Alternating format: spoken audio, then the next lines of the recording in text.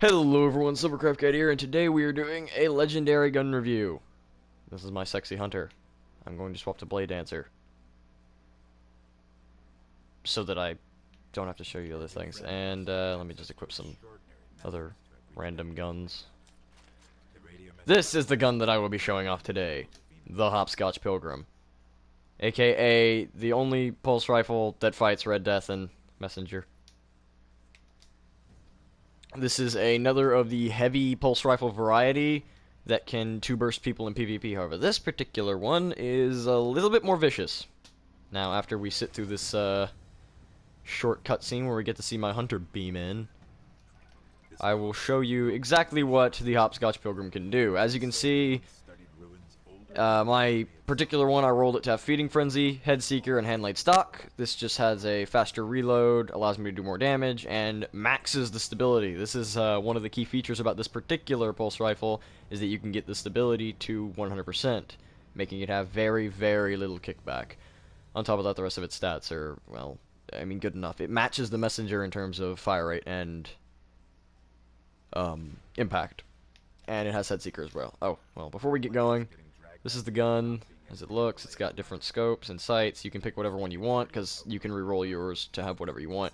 You pretty much want to go for Head Seeker every time because a pulse rifle of its variety has a very high damage, and this allows you to hit for 41 head in Crucible, which is very, very large. But my particular one has 3 different sights. The red dot, which is the one I prefer. Focus lens, which it's got a bit more zoom to it.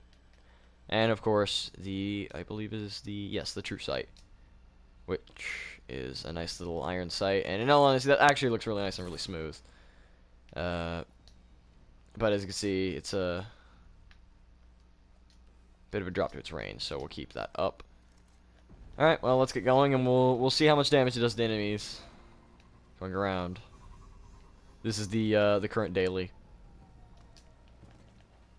So we're coming up on a few level 10 enemies, landing for 75 body and 225 head. Now that, I believe, was with the Head Seeker perk active, so let's try and kill an enemy without that active. 225, 225, maybe it wasn't with the Head Seeker perk active. Alright, so it's 225 head at base, and I've killed everything. Fantastic. Oh, Brody's gone. Thanks for ruining my recording. Moving on, we'll see what the Head Seeker perk does to it. So, body shot, 225. Okay, that's weird. Why is the Head Seeker perk not proccing? Okay, well, it seems that I can't get Head Seeker to proc. That's that is something right there. Moving on, we'll go and take this into a, after we do the next task, whatever Dinklebolt wants us to do, we'll take it into an actual level 30, yeah, it's level 30. Level 30 zone, and we'll see how much damage it does there. I don't know why Head Seekers are proccing. That's, like, 75, 113, 113, 113. I see. Well, anyway, let's move on because I don't know why the Head Seeker perk won't proc, but the gun itself is very smooth. It has a very high handling amount, and it has a very low bullet spread. And you see here, all 3 bullets land pretty decently close together, and in Crucible, that is very easily within the target's head area, meaning that if I can get around. I'm stuck. Okay. If I could get around an area, as you can see, more often than not, you will land all 3 headshots easily. And even if you don't, a quick 3 bursts of the body should clear them up. Let's deploy the Dinklebot, soon to be the Nolan Northbot, and we will move along. This is my new fusion rifle. It's nice and pretty. Moving along. Let's get going. There we go. We're going to head to these coordinates. Let's just keep going along, and I will show you this later. This weapon isn't very well designed for PVE, though. It is much more suited for Crucible, where it matches the stats of the Messenger with a higher base stability, meaning that you can do the thing. Go, Dinklebot. You can very easily drop targets in 2 bursts with a smooth hand. And of course, if you're a hunter with the Gunslinger's Trance perk, your stability will be even higher. But max stability is max stability one way or another, so it doesn't matter that much. So on these level 30 enemies, it dishes 193 body and 578 head. With Headseeker active, still 578. Okay. Oh no, there it is. 6. That one worked. Yeah, okay, now Headseeker's working. Alright, so as you see, 193 head, 578, 578, and it's still not rocking. Hello. I don't know why it sometimes isn't procking.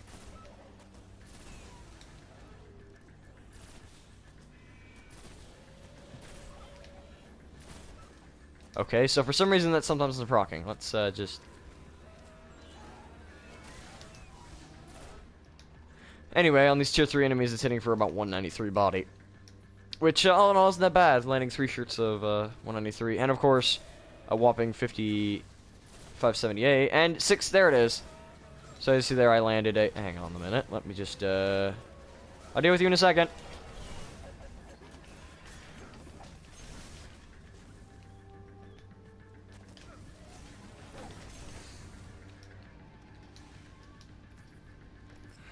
In PvE, it really isn't suited for PvE. It does do a very considerable amount of damage. From the time to time that Headseeker procs, as you see, it's landing for about 678? 629. It is very easily suitable for higher ranges, and you can get variants that are probably better than mine.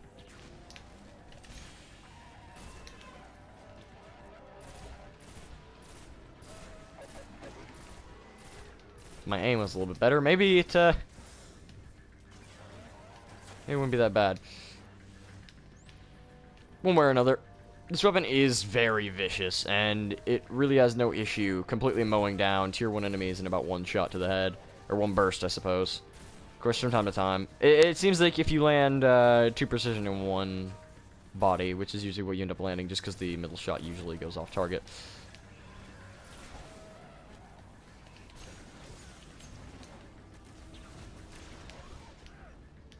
We're just gonna run away for a second. Go back my legs. I hate this mission.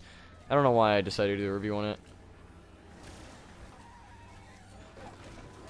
Oh god, he threw a flame.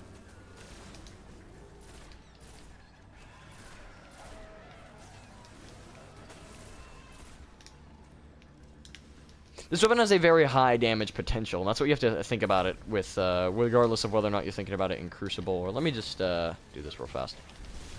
Sorry.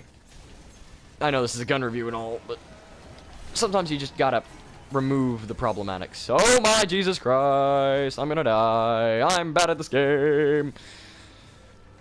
Yeah, regardless of how the weapon functions, it holds a very powerful function in PvE. It really doesn't... this particular one, because it's such a high impact, it really does hold its range out very well. Let's see if we can get a higher range target to demonstrate on. Oh, we can't. Alright, fine, I'll just dissolve you.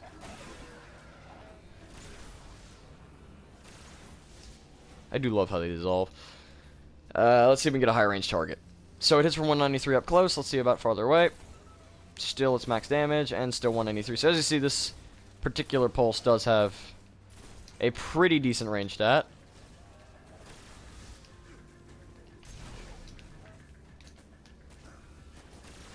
This is a brand new Snakebite Surgeon, by the way, so don't judge. This sucks.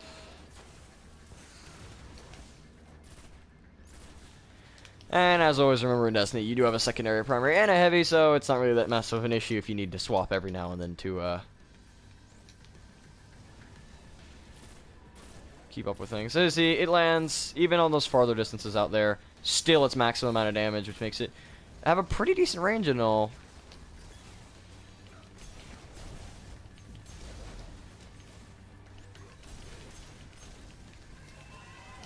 Oh my god. Yeah! Hungering Blade for the win. Alright, let's turn around. This particular fusion rifle I have right here actually has a very high impact and range, so that's pretty good. Oh, Jesus.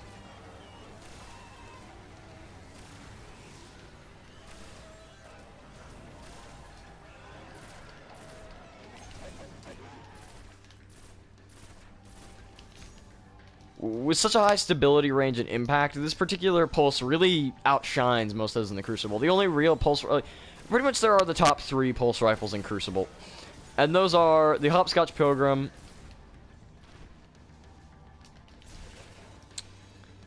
the Messenger, and the Red Death.